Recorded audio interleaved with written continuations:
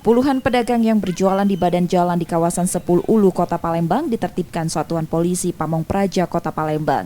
Lapak pedagang dipindahkan petugas dan pedagang ke dalam pasar agar tidak menggunakan badan jalan.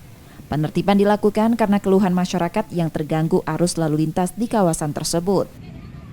Biasa kita lihat rutin ya, penertiban pedagang kaki lima yang melanggar daripada Perda 4 tahun 2002 junto Perda nomor 13 tahun 2007 tentang ketentraman dan ketertiban umum.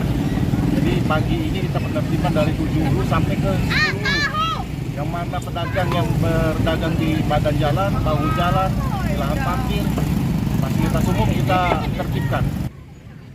Penertiban masih bersifat teguran dan perapian lapak pedagang untuk kembali ke dalam pasar Sepul Ulu yang sudah disediakan. Namun jika pedagang masih mengulanginya, petugas akan menyita barang dagangan pedagang. Yudi Kiswanto, Kompas TV, Palembang, Sumatera Selatan.